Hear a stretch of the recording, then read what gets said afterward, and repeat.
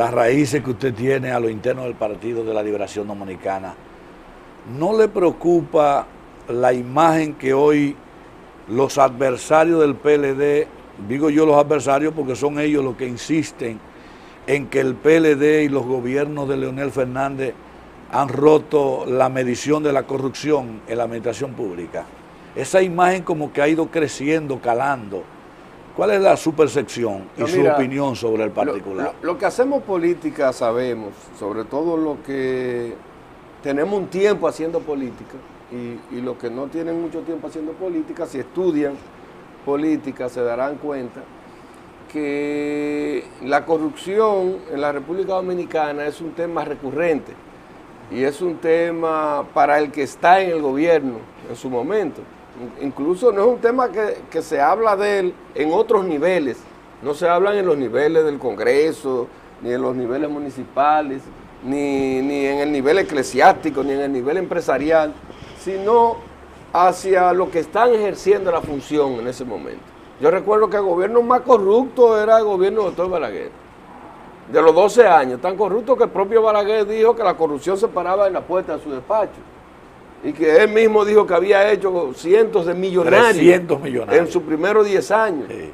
Y luego recuerdo don Antonio Guzmán Fernández. Don Antonio Guzmán Fernández tuvo que darse un tiro, porque los ataques eran tan grandes del PRD, su propio partido, que él antes tuvo que darse un tiro. Y le inventaron el famoso árbol de la corrupción. Pero no es un invento, pudiera ser verdad, pudiera ser mentira. No voy a calificar ahora si es correcto o incorrecto, pero te estoy diciendo lo que ha ocurrido. En el caso del PRD, Salvador Jorge Blanco hizo su campaña con las dos manos levantadas, el hombre de las manos limpias. La bola de cristal. Las manos limpias, la esperanza del PRDismo, y que iba a gobernar con un pie en el PRD y un pie en el Palacio. Pero sobre todo, la lógica de su campaña fue la corrupción. Y la lucha contra la corrupción. Contra la corrupción de su propio partido, un presidente de su partido. Y fue tan terrible que llevó a la muerte al presidente porque se le había dicho que su familia era la primera que iba presa. Y recuerdo cómo ahora la persecución iniciada desde el gobierno de Salvador de Blanco a la familia de don Antonio Guzmán Fernández, que tuvo que intervenir el hoy cardenal, en ese entonces obispo de Santo Domingo, si la memoria no me traiciona, pidiendo públicamente que dejaran tranquila a esa familia. Y doña René Clan Yuda Guzmán apareció en televisión llorando, pidiendo por los huesos de su esposo muerto, que le dejaran tranquila a su familia, porque a Sonia y a su esposo le tenían José una María persecución. Hernández, sí. Que eso era lo que a quienes acusaban la parte del salvadorismo histórico. Así es. Ese fue el gobierno de Salvador de Blanco. Y 3 años y medio después, 4 años después, entonces fue Salvador de Blanco. Tuvo que vestirse de mujer, salir del palacio para vestirse de mujer. Salvador. Sí, para tratar de salir vestido de mujer del país. Y no lo logró. Recuérdate cómo se fue Michelén. Sí, ese sí. Y cómo se fue Fulgencio Espinal. Que salieron vestidos de... Fulgencio salió vestido de mujer por Haití. Mujer, sí. Y Salvador de Blanco se vistió de mujer para irse del país. No tenía eso. Claro, y se asiló en la embajada de Venezuela. Sí, y duró el asilo ahí, lo conocí, pero la vestimenta... Sí, y ahí duró tiempo. En modus operandi no sabía. Ahí duró tiempo en la embajada, a ver si le daban asilo, hasta que la embajada no le dio asilo y terminó condenado a 20 años. Pero vamos a recordar entonces más reciente, el gobierno de Hipólito Mejía. Los escándalos de corrupción del gobierno de Hipólito Mejía, con cosas tangibles, de ligación al narcotráfico, el escándalo de corrupción, con la PPCAR, con el tema de Baninter y con muchísimos temas más. Y luego, entonces vienen todos los gobiernos. O sea, siempre se es recurrente. Ahora, lo que yo aspiraría así un día, Nelson y Luis, es que sea un tema de seriedad. Porque entonces cuando tú persigues a uno que está abajo, si ahora se persiguieran a la gente de Hipólito que estuvieron en el gobierno, entonces eso es una persecución política. Si tú persigues amable a Aristide Castro, que tenía un expediente bastante grueso, no, eso es una persecución política. Si es en el gobierno es corrupto, pero si es el que estuvo en el gobierno, entonces es una persecución política. Porque aquí no se ha tratado el tema de la corrupción con seriedad. Yo sí quisiera algún día que se tratara con seriedad, para que fueran a la cárcel los corruptos, pero los políticos corruptos y los empresarios políticos, y los empresarios corruptos. Los corruptos y los corruptores. No, y los empresarios corruptos también, corruptores y corruptos. Yo sometí un expediente bien sustentado, un expediente, no fue como se dice ahora, que tú dices que Víctor Díaz Rúa está sometido. Cuando busca el expediente, Víctor Díaz Rúa no tiene un expediente. Es que hay una investigación abierta, pero no hay un expediente de que tú lo acusas. Porque hay un asunto que es político. Es para tú generar una sensación de corrupción. Pero tú tienes el expediente de las ejes, de las generadoras eléctricas, fundamentado, entregado a la Procuraduría, a la Fiscalía. ¿Usted se refiere al que usted al que yo sometí, de 10.500 millones de pesos? Y todo el mundo sustraído. hace muti, todo el mundo hace muti. Yo fui a todos los organismos, a todos estos ONG que tienen que ver con el tema de la corrupción, a Participación Ciudadana, y anduve todo eso, y le entregué todo, y nadie dijo nada. Porque espérate, que ahí hay unas familias, ahí hay una familia, y ahí hay una gente ligada que no se puede. Porque en definitiva el tema de la corrupción... ¿Usted se refiere al expediente contra las sedes que dilapidaron, desviaron 10.500 millones de pesos? Más de 10.500 millones. Cuando usted era director de Fomper. El sometimiento que nosotros hiciéramos. ¿Dónde está ese expediente? ¿Qué pasó con ese expediente? Ese es un expediente, eso no es una acusación, eso no es que fulano dice. No es una solicitud de investigación. No, de que investiguen, no. Es una querella. Un expediente, ya fue investigado una todo. querella investigada y sustentada. ¿Qué pasó? Pero espérate, que eso no espérate, que eso es fulano. Entonces, lo que quiero decir... ¿Eso no lo tiene Jenny Berenice? Claro que sí. ¿Y qué pasa entonces con Jenny Habría Berenice? que preguntarle. ¿Y qué pasa con esas instituciones que dicen luchar contra la corrupción, que no insisten sobre el tema? Bueno, que están comprometidas con esos empresarios, que se sostienen con recursos de esos empresarios, que esos empresarios lo mantienen y que ellos son punta de lanza de esos grupos. Entonces, la corrupción tuya no, la corrupción... Hay que hacer un trabajo serio sobre la corrupción, pero no es hablar de que fulano es corrupto, porque aquí tú coges... Yo te digo, ¿por qué? ¿Dónde se daña la corrupción? Yo vi todas las acusaciones que hacían contra Félix Bautista. Félix Bautista, que tiene un avión de qué sé yo a dónde, un jet, que Félix Bautista sobrevaluó cuando hizo donde está la Procuraduría General, el edificio de la Procuraduría General de la República, y que ahí hubo una sobrevaluación de qué sé yo cuánto. Pero resulta que cuando tú investigas no fue Félix Bautista que lo hizo, fue otra institución. Entonces ya tú te das cuenta que no es un asunto con seriedad, con responsabilidad. Aquí debería en algún día, algún momento, someterse a la gente con responsabilidad. ¿Usted no estará tratando de salvar un poquito la imagen de Félix Bautista y de Díaz Rúa? Porque son parte del entorno. Yo no me refiero a Díaz Rúa, ni a Félix, ni a ninguno. Yo lo que quiero decir es que la cosa hay que hacerlo con seriedad. Entonces aquí dicen, no, pero a mí me dicen que Nelson se robó unos cuartos, que si yo, que la Procuraduría que investiga, la Fiscalía que investiga. Entonces, no, Nelson es un corrupto, porque dijo Luis que la Procuraduría... No, eso no es así.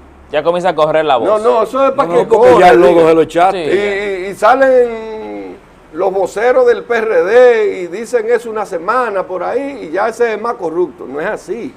¿Dónde está la prueba? ¿A quién tú acusas de corrupción? ¿Qué fue lo que se cogió? ¿Qué fue lo que se robó? Eso hay que hacerlo aquí. Entonces, mientras eso no ocurra, tú verás que no someten a ninguno. Félix Bautista fue y hubo una serie de sometimientos y él contraacusó a una serie de gente y todo el mundo se echó para atrás. ¿Tú sabes por qué se echó para atrás? Abrieron un expediente, abrieron en el Congreso, el Senado, abrió una comisión para que todo el que quisiera querellarse, quejarse fuera y él que se defendiera. Y terminó todo el mundo corriendo por la derecha. Porque tú ibas a acusar de boca, entonces cuando él iba y te decía, o te respondía, entonces ya nadie, todo el mundo dejó eso así. ¿Por qué? Porque aquí no se trata el tema con seriedad, con responsabilidad. Es un tema que se recurre a él, pero por política. Entonces, el gobierno más corrupto, ¿tú sabes cuál es siempre? El que terminó. ¿Tú sabes qué va a pasar cuando termine Danilo? El más corrupto va a ser Danilo. Y el más corrupto va a ser el otro, porque es un tema político que se usa políticamente. Lo que sí es una realidad es que Leonel Fernández, cuando descendió de la presidencia de la República, descendió con un 73% de simpatía. Y cuando lo hizo la primera vez fue por encima de un 50%, lo que significa que cuando al término de su mandato, uno de 4 años, otro de 8, terminó con la aceptación mayoritaria del pueblo ¿Y qué le hace dominicano. pensar que Danilo pudiera terminar también con esa acusación de Porque corrupción? esa es la historia. Cuando en 2 años todavía mantiene una popularidad bastante elevada y sus accionarios son muy respetados. Esa es la historia de la República Dominicana. Mientras tú puedes dar y puedes hacer, nadie te acusa. Cuando ya tú no estás en el gobierno, cuando ya tú no vienes, ni das los sobrecitos, ni hay soluciones, entonces tú eres más corrupto. Por eso es que no lo llaman a usted.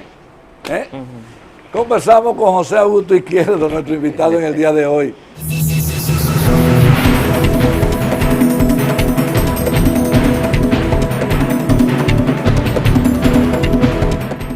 Usted habló sobre la corrupción privada, que también muchas veces está presente, pero como que uno la pasa desapercibido. ¿Usted cree que la corrupción privada, de sectores privados, es tan grande como la pública? No, mayor. Mayor. Claro. Porque el funcionario público cambia, según cambian los gobiernos. Pero esa parte empresarial que es corruptora está permanente, está ahí.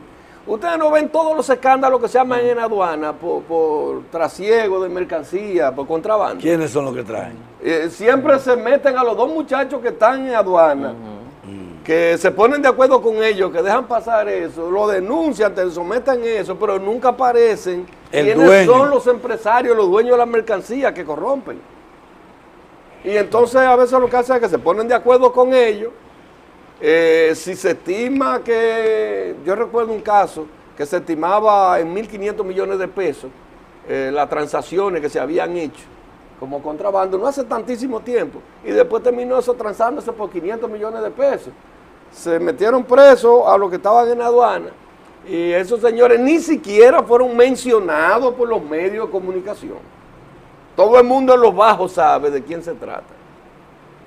Ustedes no ven con el tema de narcotráfico, que tú dices que por tal empresa se estaba sacando droga. ¿Cuál o empresa? Que esa droga, pero nunca se dice cuál empresa.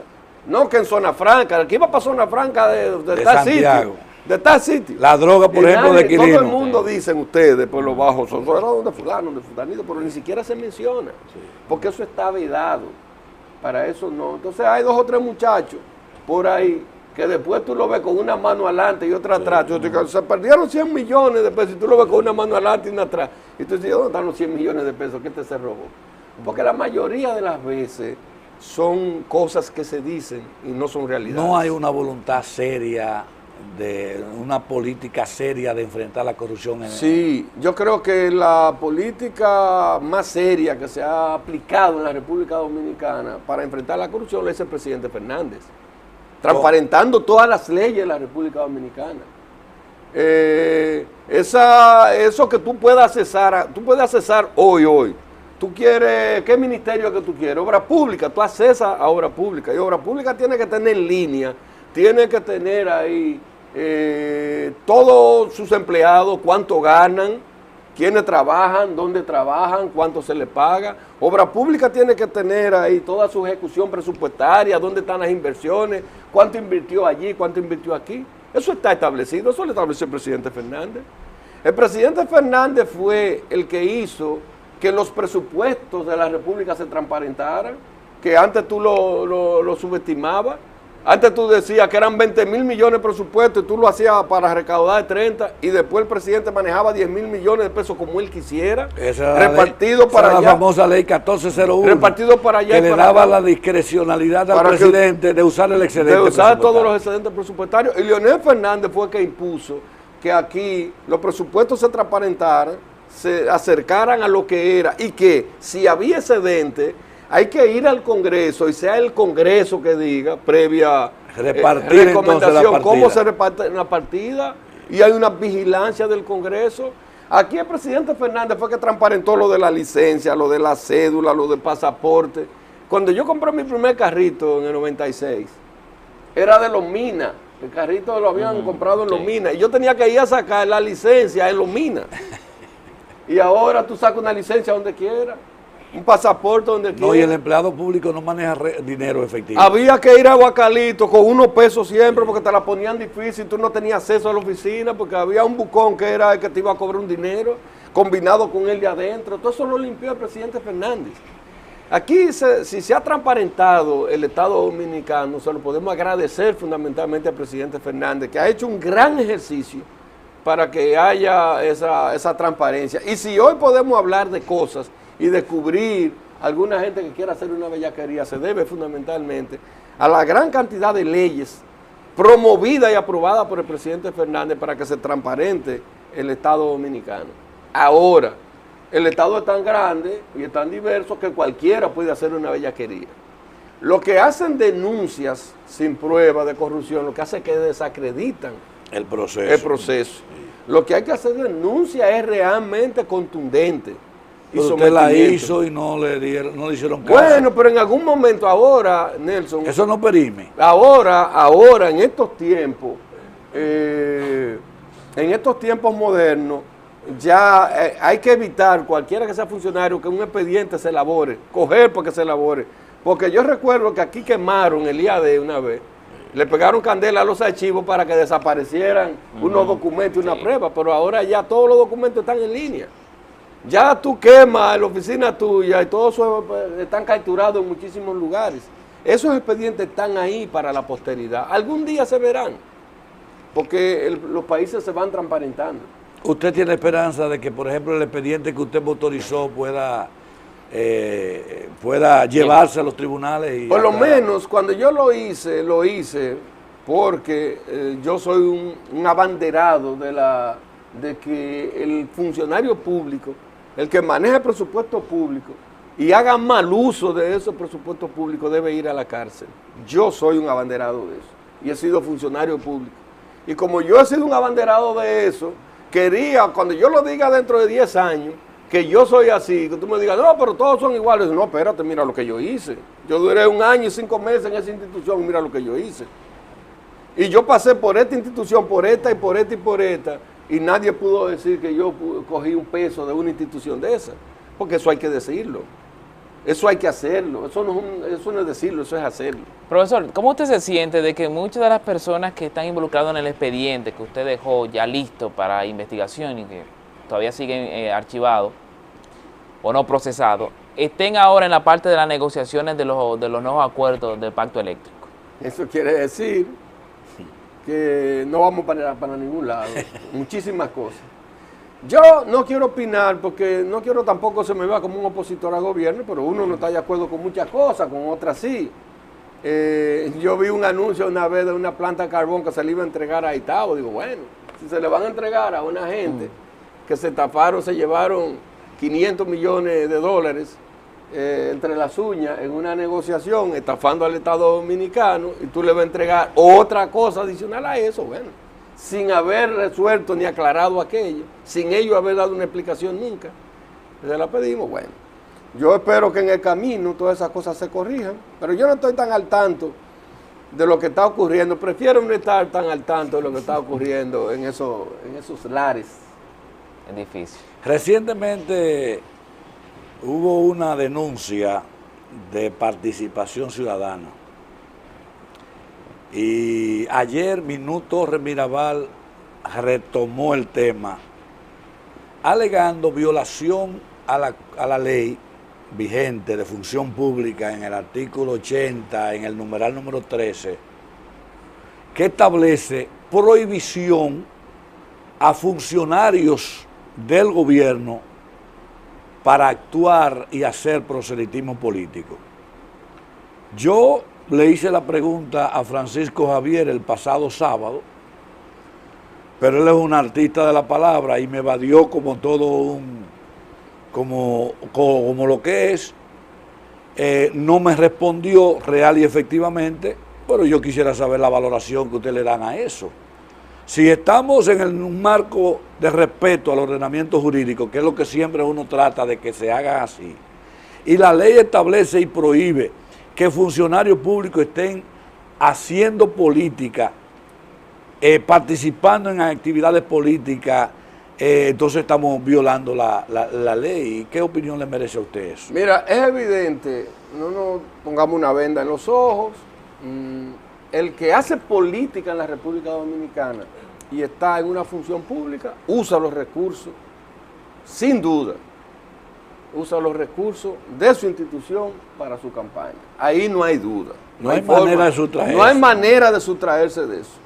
Porque por lo menos tú tienes un vehículo y es de la institución, y la institución te da combustible, y tú andas en ese vehículo, tú estás usando un bien de ahí. Si tú tienes tu chofer que lo paga la institución y tu chofer es que te anda manejando, ahí no hay duda que se está utilizando los una recursos. Flota para llamar. O una flota. Y si tú pones anuncios, y yo vengo que soy ministro y te pongo un anuncio, llego a un acuerdo contigo de que tú me vas a hacer determinado trabajo y te pongo un anuncio, y no hay duda que se está usando. ¿Cómo tú vas a decir a una gente que está en un ayuntamiento que se quiera reelegir que no va a usar los recursos del ayuntamiento? Lo usa el ministro, lo usa el ayuntamiento, lo usa en cualquier institución que se esté y se haya, porque no hay otra forma de sustentar. ¿Cómo tú puedes andar con 20, 25, 30, 40 personas, 25 jipetas, 30 jipetas, todos los fines de semana, por lo menos, y una o dos veces a la semana, recorriendo el país? Sin que tú estés, yo no puedo hacerlo.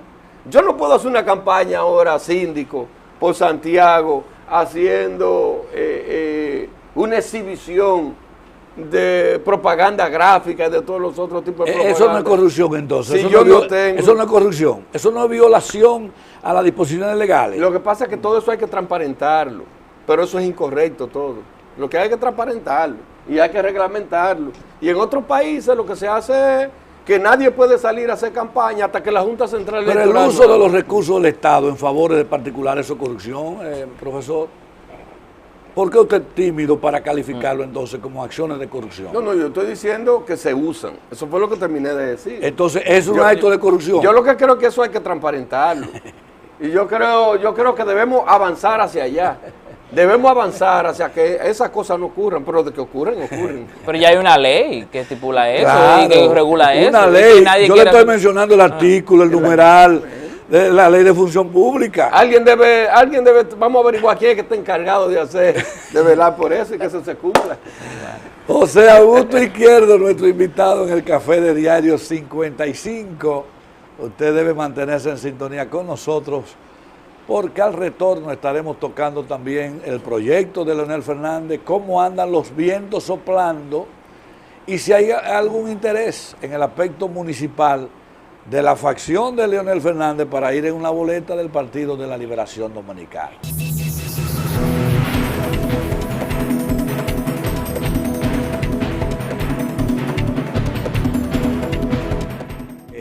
De Leonel en Madrid a César Medina sobre la reelección de Danilo. Sí, pero yo quisiera antes su parecer sobre el anuncio del Partido Reformista de que no va a apoyar no irá aliado al PLD en las próximas elecciones, o por lo menos en la primera vuelta. No, yo lo oí, pero no veo. Si yo hubiese visto que renuncian todos los cargos y las cosas, te digo, bueno, eso tiene sus razones, pero mientras eso no ocurra, yo lo veo como un simple Bueno, anuncio. precisamente eso lo abordamos nosotros a Máximo Castro Silverio y dijo ayer que los nombramientos son a manera personal, que no hay nada institucional y que el PLD no le ha pagado.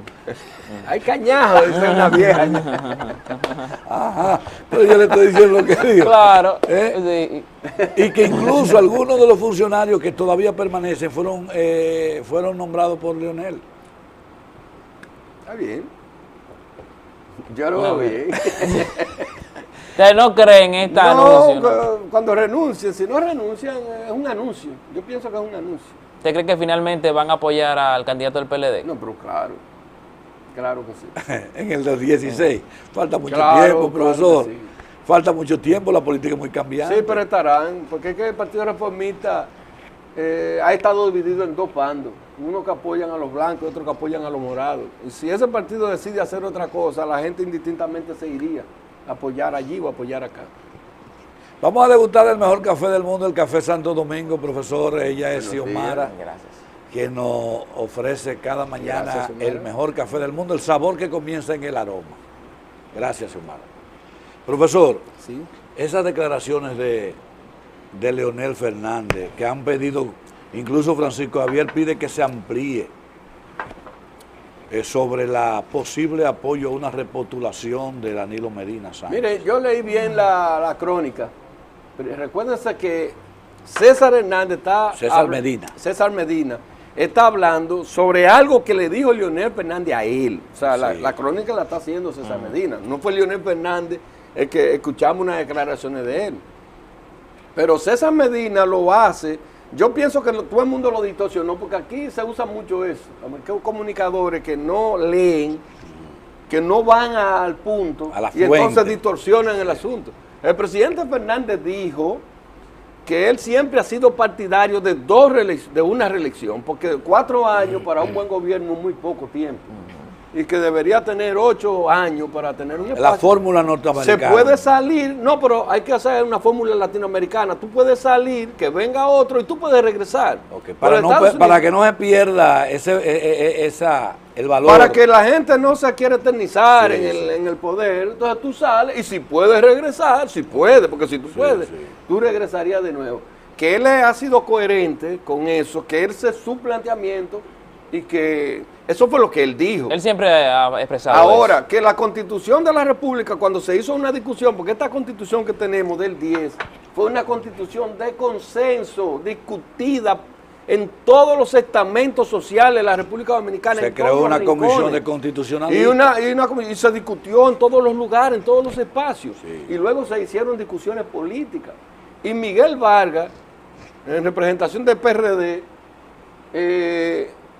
planteó la no reelección, porque el PRD es un partido antireeleccionista, dicen ellos, aunque el PRD fue quien impuso la reelección de nuevo. Y entonces que nadie se pudiera reelegir y que tú salieras y volvieras luego. Y eso fue lo que se impuso.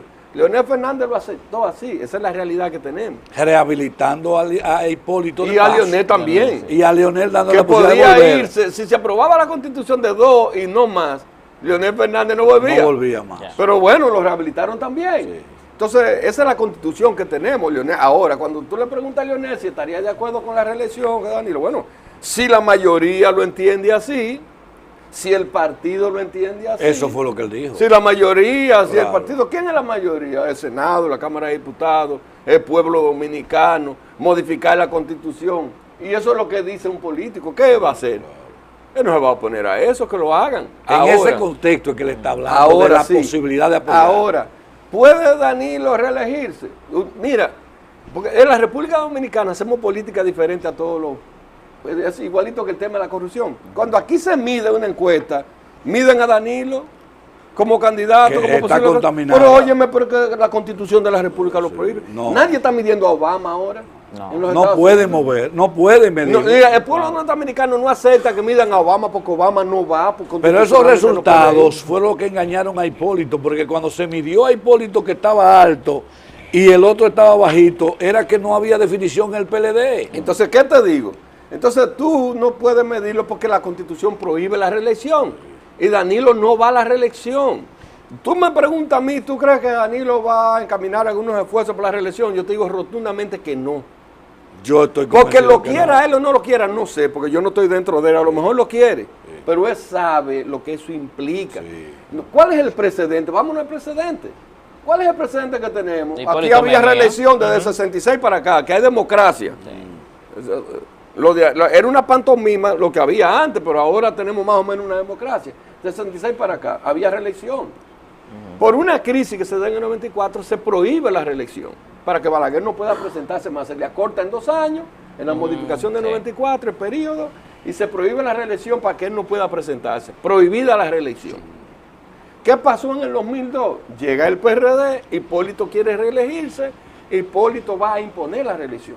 Cuando Hipólito llega en el 2000, los líderes fundamentales del PRD eran Atuey de Can, que era el presidente de ese partido, que tenía una gran cantidad de seguidores, congresistas. Yo fui diputado en esa época, 98-2002. Claro. Fello Suberbí Bonilla tenía un grupo de diputados, Esquea Guerrero tenía un grupo de diputados. Entonces, cuando el PRD llega al gobierno, llegan con seguidores de todas esas personas. Cuando Hipólito decide reelegirse, me acuerdo yo que hablaba con Pacheco y hablaba con otros sobre temas de la reelección de Hipólito. Decía, no, pero yo decía, pero Atuey tiene 17 diputados. Dice, sí, ya no le llevamos 5. Ya Hipólito lo jaló. Y que Hipólito, ¿cómo lo jalaba? ¿Cómo lo conseguía? Pagando, todo el mundo pagando, sabe cómo es eso. ¿Con cuál? Hasta que le quitó casi a todo el mundo. Recuerdo que se quedó Rafa Gamundi Cordero, que era diputado, que es el secretario general de su partido, y Carvajal Martínez de Santiago, que se permaneció al lado de Atuey. Y le quitaron todo lo de Fello. Primero compró lo de él, después compró a los reformistas. Y después de los reformistas, entonces, le faltaban unos votos que eran del PLD. Y compraron a un grupo del PLD. Sí, que fueron expulsados después. ¿De dónde salió ese dinero? Bueno, se habla de 100 millones de Baninter, que fueron a buscar a Baninter. En funda. Para comprar diputados y diputadas. Para modificar la Constitución. Ese es el precedente. ¿Y qué terminó el PRD? Con Atuey de Can, que era el presidente de ese partido, expulsado de ese partido. Fuera. Entonces yo digo, Danilo va a recorrer ese camino que recorrió Hipólito Mejía. Y mucho más adverso De también. comenzar a comprar diputados y legisladores que son seguidores de Leonel Fernández o de otros candidatos para que lo apoyen. Y va a recorrer el camino de expulsar a Leonel del PRD. Y va a comprar los diputados del PRD que ya no se venderían por $1 millón. Ahora habría que darle 30, 40, 50 millones de pesos para buscar los votos. Y entonces yo digo, qué bueno que Danilo Medina no es Hipólito Mejía y qué bueno que Leonel Fernández no es Atuey de Can. Sin embargo, Entonces, vemos... Sí. Por eso yo digo, eso de la reelección, quítense eso de la cabeza, sáquense eso, aparten eso, que eso no es posible. Sin embargo, vemos publicidad y vallas importantes promoviendo de que elección nacional. Porque estamos en la República Dominicana, Sí. pero no, aquí los comunicadores no deberían hacerle caso a eso, Hay porque un eso grupo- no hay forma. No, pero siempre No, ha habido, claro, como claro. usted habla de la historia, Sí. siempre hay un grupo de lambones alrededor de los presidentes Que empujan. que tratan de emborracharlos Se ha para hecho- ellos Y mantener. Se vamos ha a hecho ver- una sola vez en la parte moderna de la República Dominicana. Y yo le estoy diciendo el trauma que ocasionó eso. Danilo Medina es un hombre inteligente, un hombre que ejerce la política con inteligencia y sabe que ese costo no lo va a cargar él. Como Leonel se negó en el 99, 98 a modificar la Constitución porque él no iba a cargar con ese costo. Claro. Así mismo, Danilo no va a cargar con ese costo. El que esté pensando en reelección, diputado, senador, funcionario, sáquese esa idea de la cabeza, que ese camino no lo va a recorrer Danilo Medina. Y aunque quisiera recorrerlo, no estaría en condiciones de modificar la Si Constitución. sacamos de las encuestas entonces al candidato que no tiene posibilidad de ir, que es Danilo Medina, evidentemente que la ventaja es superior de Leonel Fernández. Nelson. Los vientos están soplando de verdad. Ay, Nelson. En el peor de los tiempos de Leonel, mira qué ha pasado. El PRD, la oposición en la República Dominicana tiene como 9 puntas. La oposición está dividida como en 9. O sea, Hipólito Sí. Mejía, Luis Vargas Abinader. Maldonado, Luis Abinader, Guillermo Moreno, Atuey de Can, Eduardo Estrella, Minú, ahora que se agrega, Fidel Mejía, como 9 Fidel puntas. Santana. Fidel Santana. Esas 9 puntas en una cosa están de acuerdo. En desplazar al No, PLD del en que poder. van a enfrentar en el 16 a Leonel. Sí. Y como Danilo no puede ir y no va, entonces olvidémonos de Danilo, a Danilo que gobierne como él quiera. Ese no es el problema de nosotros, el problema de nosotros es el que viene, Leonel. Por eso en este es el único país del mundo que se le hace oposición al que estaba. Es a Leonel Fernández la oposición, no es a Danilo. Porque no hay reelección. Porque no hay reelección. Y Danilo como no viene y es enfrentarse con Leonel. ¿Usted cree que ese panorama cambia si Le sol- existe la posibilidad Ah, de que Danilo sea Los candidato? perros que le soltaron a Leonel se lo devuelven todo y se lo sueltan a Danilo. Entonces cambia la percepción. Entonces, vamos hacia Leonel. La oposición ha ido hacia Leonel y con opositores internos, gente que le interesaba sacar a Leonel del camino internamente en el PLD, para ellos tener posibilidad de ser candidato, de alguna manera participando en eso, con aquellos que le soltaron los perros a Leonel, trataron de sacarlo de camino. Leonel resistió estoicamente, sin hacer nada prácticamente, estoicamente hasta que se cansaron de ladrar los perros y ahora miden tal vez no en el mejor momento de Leonel. ¿Y qué dicen las encuestas? Las encuestas dicen que de todos los que están aspirando en el PLD pudieran aspirar, Leonel le gana a cualquiera de ellos. Y Leonel entonces va a ser candidato del PLD, dicen las encuestas. ¿Y qué dicen hacia las elecciones nacionales? Que con cualquiera de los 9 o 10 que aparezcan de los otros partidos, Leonel Fernández también gana. De manera que a 2 años, todavía con el fardo atrás, con el lodo atrás que le han tirado, con parte del lodo que no se le ha caído, del lodo que le echaron los opositores, Leonel Fernández está por encima de todo el mundo. De manera que conforme vaya pasando los días, conforme vayan pasando los meses, la figura de Leonel Fernández se va gigantando. Y yo estoy seguro de una cosa, Nelson y Luis, que Leonel Fernández va a ser el candidato del PLD por consenso, porque conozco a esos PLDistas que están aspirando, son gente inteligente y no van a dejar que le cuenten los votos frente a Leonel Fernández. El aspecto municipal. Pero vamos a hacerlo después de la pausa. De la pausa. Sí, vamos a la pausa. Queremos saber en qué está. Claro. Porque luce ausente la gente de Leonel tras la alcaldía de Santiago. Sí, bueno, vamos.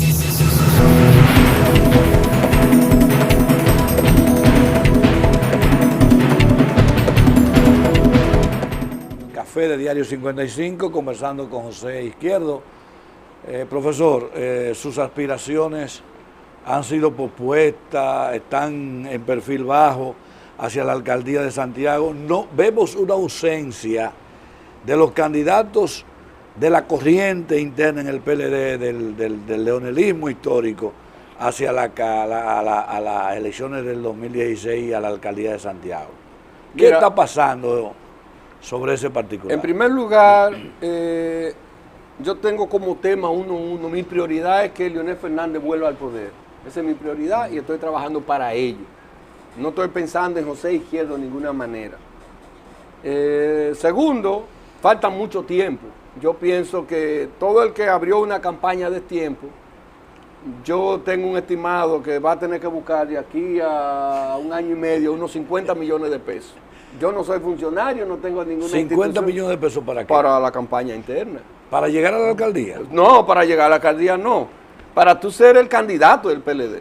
¿Y cuesta tanto ser un candidato? No. La pregunta es, ¿y esa inversión vale la pena para ir a ganar 100 mil pesos al ayuntamiento? Bueno, yo lo estoy diciendo. ¿Pero a robar que van entonces? Yo le estoy diciendo porque el que gasta 50 millones de pesos para ir a la alcaldía de Santiago, no, para ir a la tiene alcaldía que ir no. con malas intenciones. Pues para el primer paso, para ser candidato a la alcaldía de Santiago. Sí, ya hay que gastar otro más para llegar a ser alcalde. Llegar. Entonces yo digo, si ustedes quieren, calculen cuánto cuesta una valla gigante, esa que están en las entradas y en las salidas, cuánto cuesta inicial y cuánto cuesta mensualmente, calculen cuánto cuestan las vallas que están en la reata. Sí.